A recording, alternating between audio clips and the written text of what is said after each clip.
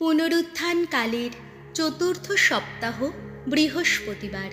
প্রথম পাঠ শিষ্যচরিত ১৩ অধ্যায়, পদ সংখ্যা ১৩ থেকে ২৫। পিসিদিয়া প্রদেশের আন্তিওখ নগরে পলের বাণী প্রচার। পল ও তাঁর সঙ্গীরা এবার পাফোস থেকে জলপথে যাত্রা করে পামফিলিয়া প্রদেশের পের্গা নগরে এসে উপস্থিত হলেন। এইখানে যোহন তাদের ছেড়ে জেরুজালেমে ফিরে গেলেন। তারা কিন্তু পের্গা থেকে আরও এগিয়ে গিয়ে পিসিদিয়া প্রদেশের আন্তিওখ নগরে এসে পৌঁছলেন। বিশ্রামবারে তারা সমাজগৃহে গেলেন এবং সেখানে বসলেন। মোশির বিধান ও প্রবক্তাদের বাণী পাঠের পর সমাজগৃহের অধ্যক্ষেরা তাদের বলে পাঠালেন, ভাই, আপনারা যদি সমবেত লোকদের কোনো উপদেশ বাণী শোনাতে চান তাহলে আপনারা এসে বলুন। তখন পল দাঁড়িয়ে উঠে হাতের ইশারায় সকলকে তার কথা শোনবার অনুরোধ জানিয়ে বললেন, ইসরায়েলের মানুষেরা এবং এখানকার ঈশ্বর সম্ভ্রমী মানুষেরা, আপনারা সকলেই শুনুন। এই ইসরায়েল জাতির ঈশ্বর আমাদের পিতৃপুরুষদের মনোনীত করেছিলেন। তারা যখন মিশর দেশে প্রবাসী ছিল তখন তাদের নিয়ে তিনি এক মহা জাতি গড়ে তুলেছিলেন। তারপর নিজের মহাশক্তি প্রকাশ করে তিনি তাদের সেই দেশের বাইরে নিয়ে এসেছিলেন এবং প্রায় ৪০ বছর ধরে মরুভূমিতে তাদের প্রতিপালনও করেছিলেন। তারপর কানান দেশে ৭টি জাতিকে ধ্বংস করে তিনি তাদের দেশটিকে আমাদের পিতৃপুরুষদের আপন দেশ করে তুলেছিলেন। এইভাবে সব শুদ্ধ ৪৫০ বছরের মতো সময় কেটে গিয়েছিল। তারপর প্রবক্তা সামুয়েলের সময় পর্যন্ত তাদের জন্য তিনি জননায়কের ব্যবস্থা রেখেছিলেন। তারপর তারা নিজেদের জন্য একজন রাজা চেয়ে বসল।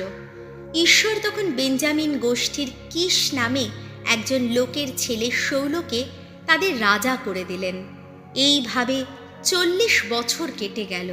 তারপর শৌলকে সরিয়ে ঈশ্বর দাউদকে তাদের রাজার আসনে বসালেন। এই দাউদের যোগ্যতার সাক্ষী দিয়ে তিনি নিজেই সেদিন বলেছিলেন, এবার আমার মনের মতো লোককে আমি পেয়েছি জেসের ছেলে দাউদকে। সব বিষয়ে সে আমার ইচ্ছা মেনে চলবে। ঈশ্বর তাঁর আপন প্রতিশ্রুতি রক্ষা করে সেই দাউদের বংশ থেকেই ইসরায়েলীয়দের পরিত্রাতা রূপে যিশুর আগমন ঘটিয়েছেন।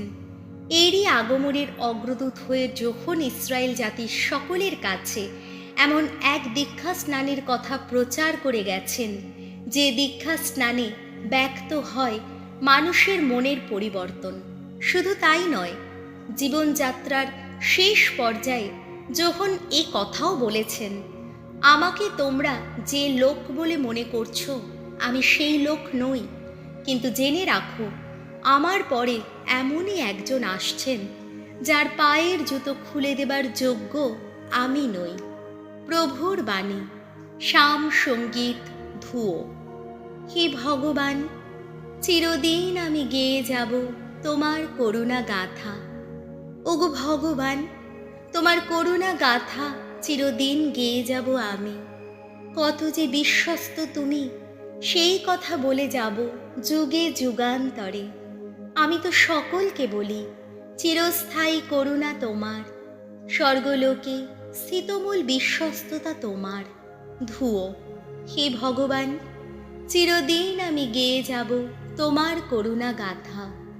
আমার সেবক রূপে দাউদকেই পেয়েছি আমি। আমার পবিত্র তৈলে সম্পন্ন করেছি তার রাজ অভিষেক। আমার হাতের শক্তি হবে তার নিহত সহায়। আমার বাহুর শক্তি তাকে করবে বলিয়ান। ধুয়ো।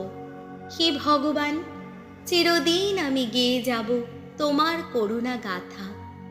আমার বিশ্বস্ততা ও করুণা তার নিত্য সহায় হবে। আমার নাম শক্তিতেই ঘটবে তার ক্ষমতার বিকাশ। সে আমাকে ডাক দিয়ে বলবে সেদিন, আমার পিতা তো তুমি, আমার ঈশ্বর তুমি, ত্রাণ শৈল তুমি। ধুয়ো। হে ভগবান, চিরদিন আমি গেয়ে যাব তোমার করুণা গাথা।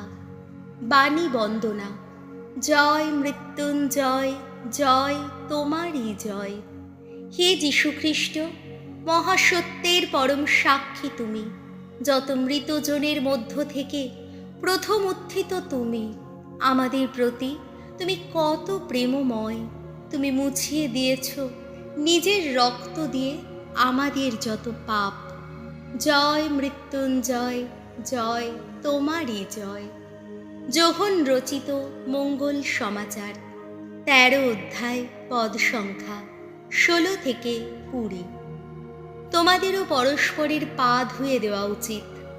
অন্তিম ভোজের সময় যিশু তাঁর শিষ্যদের পা ধুয়ে দেওয়ার পর তাদের এই কথা বললেন, আমি তোমাদের সত্যি সত্যিই বলছি, দাস কখনো তার প্রভুর চেয়ে বড় হয় না, তেমনি যে লোক কোথাও প্রেরিত সেও কখনো তার চেয়ে বড় হয় না যিনি তাকে প্রেরণ করেছেন। এই কথা জেনে তোমরা যদি সেই মতোই কাজ করে চলো, তবে ধন্য হবে তোমরা। আমি অবশ্য তোমাদের সকলেরই সম্বন্ধে কথা বলছি না, কারণ কাদের আমি বেছে নিয়েছি সে কথা আমি তো ভালোভাবেই জানি। তবে শাস্ত্রের এই উক্তিটি সত্য না হলেই নয়, যে আমার খাবার আমারই সঙ্গে খায় সেই কিনা আমাকে ফেলে দেবে বলে আমার পথে পা বাড়িয়ে রেখেছে। আমি এখনই তা ঘটবার আগেই কথাটা তোমাদের জানিয়ে রাখছি, যাতে তা যখন ঘটবে তখন তোমরা যেন বিশ্বাস করতে পারো যে আমি সেই তিনি। আমি তোমাদের সত্যি সত্যিই বলছি, আমি যাকে দূত হিসাবে প্রেরণ করি, যে তাকে গ্রহণ করে সে আমাকেই গ্রহণ করে, আর যে আমাকে গ্রহণ করে সে তাকেই গ্রহণ করে যিনি আমাকে এখানে পাঠিয়েছেন। প্রভু যিশুর মঙ্গল সমাচার।